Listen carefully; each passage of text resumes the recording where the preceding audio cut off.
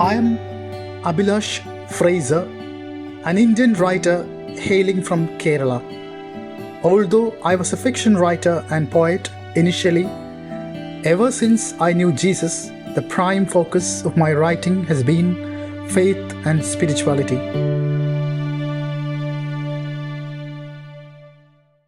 During my college days, I was living like any other guy until I came across the autobiography of Saint Augustine, The Confessions. It changed the view of my life drastically, and I was thinking about the meaning of life and the role of God in our life. At the end of my reflections and meditations, I finally decided to join a seminary.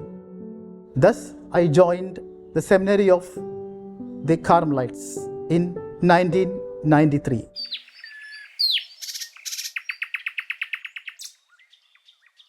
While I was doing my philosophy course in the seminary, I got a severe back pain.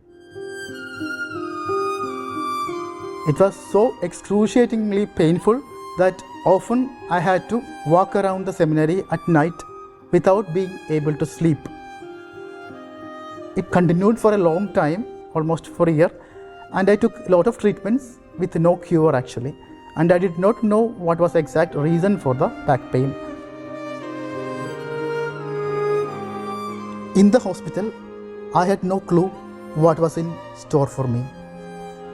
My biopsy was taken and I was waiting for the result. During those days, there was a nun. One morning, she brought me a card decorated like a greeting card, on which it was written, "I will never forget you, I have carved you on my palms." The words struck my mind and brightened my heart, spreading a beam of solace and hope.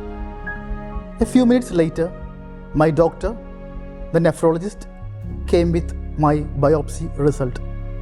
He said to me in a lower tone, "Brother, the biopsy result has come and I have a problem with my kidneys." I was thinking that it was just another sickness which could be cured with medicines. But things were different.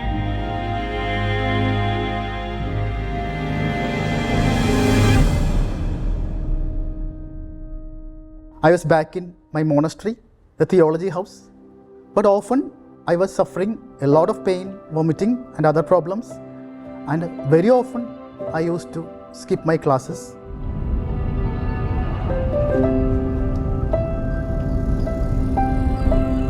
One day, I was getting out of my theology college and I found the whole thing blurred. I looked and tried to read the names of the buses and it was very blurred and I was not able to read. By the grace of God, somehow I reached the monastery. Later, I tested my eyes and found that I had severe cataract as a result of high-dose steroids I had taken.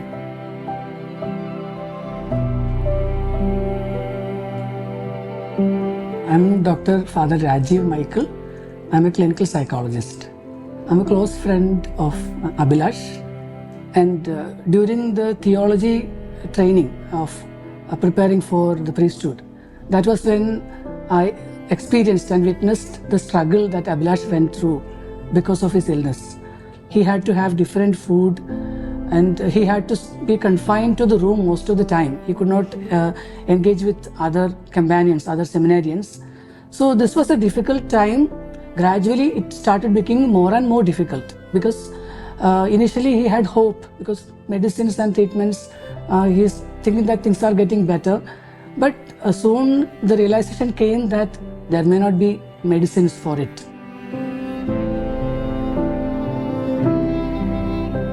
I continued this condition for a long time.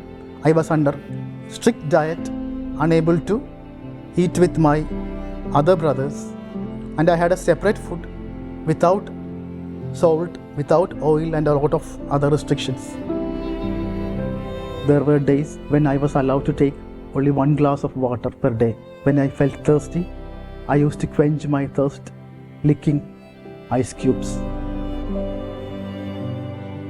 As my authorities found that I needed proper care and proper diet and constant companionship, they discussed with my parents and sent me home for a better care.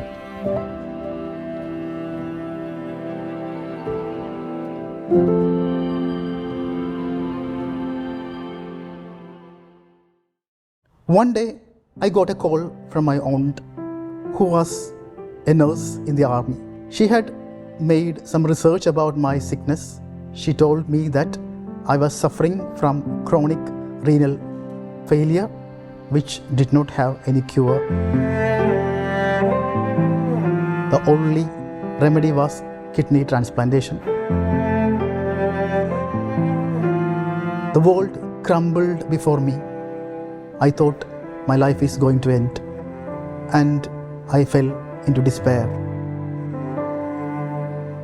During those days, there was a lot of misunderstandings surrounding kidney transplantation. My mother believed I would die if I underwent transplantation. So, almost for 2 years, I underwent various treatments, only resulting in deteriorating my health and aggravating my problems. One night, I began vomiting until blood began to ooze out of my throat. I collapsed. I was admitted in the intensive care unit. Nobody really cared for me when I was admitted because they did not know the seriousness of my sickness. Meanwhile, Archbishop of Varapuri, Dr. Daniel Acharya Parambil, was there and he knew me. My mother approached him and said him that Abhilash is here. Immediately, the Archbishop rushed into the intensive care unit and asked the nurses to take care of me. Everybody were alert. The doctors rushed in and they took care of me, and I was put on frequent dialysis. I underwent almost 130 dialysis within the span of an year. Every alternative days, I had to undergo a dialysis, and I saw people dying around me.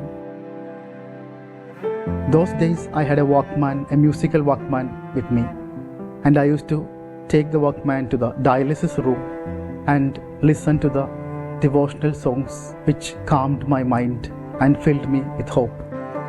Many thought that I would not survive. Later, I came to know that even my doctor had no hope that I would survive.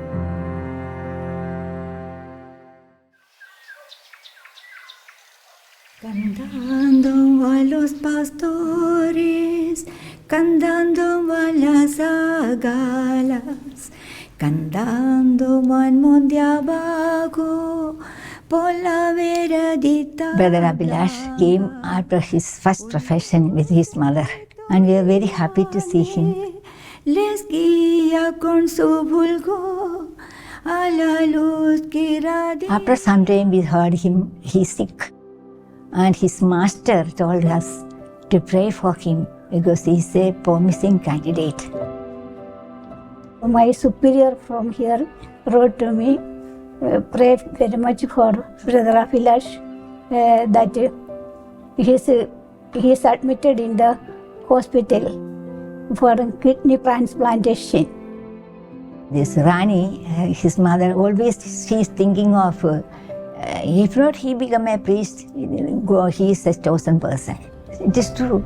God has maybe her prayers, especially the mother's prayer is something deep, no? As Mother Mary, although she saw his son suffering, she was very brave standing with him. So always his mother was standing with him. Even suffering inside, she was not caring so much for herself. Always her thought was in Abhilash, my son Abhilash. And I remember for the dialysis that time when we go also, we were feeling sad, but she was, one day everything will be okay. In that way she was talking. It was at that time Abhilash wrote some songs. And one of the most beautiful songs that he wrote was about God the Father carrying a little child in his hand and then singing lullaby, taking care of the child, expressing how much the father loves the child. So during this struggle, he had gone to a point when nothing seems to be there to look forward to. But somewhere inside him, hope was taking him forward, and that hope was because of the love he experienced from the father. And he expressed that in words, in lyrics. I gave music to them, and that became an album. You see, in a very difficult time of his life, a beautiful album of songs came out.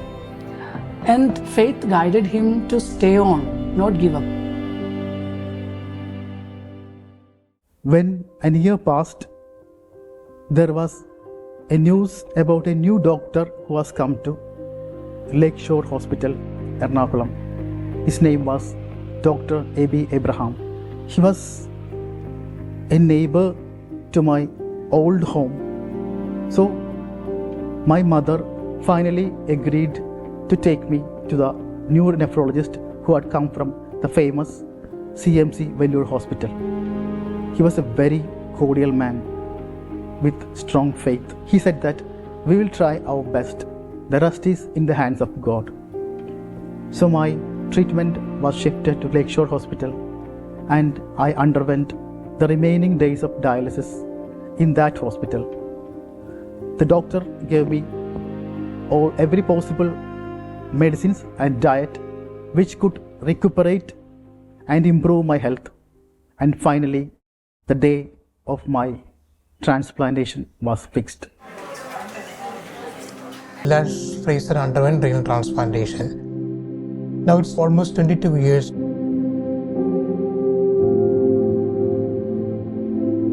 After 1 year dialysis, doctors told us that kidney transplantation is the only remedy for the survival of my son Abhilash.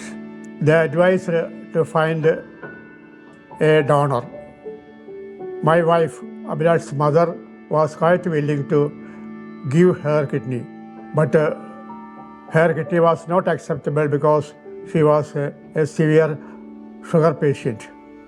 Then I told her that I am willing because my son's life is more important. Then the transplantation date was fixed, and in 2003 May, the transplantation is over, and till date we are okay, and God blessed us for our family. When I woke up from the transplantation surgery, I was in the post-operative ICU for 3 days. Then I was shifted to the room. Later, I was taken back to my home, where I spent about 3 months in isolation. During those days, I had very severe infections, but God's grace and the timely interventions of my doctor, A.B. Abraham, helped me to recover from all those threats of life.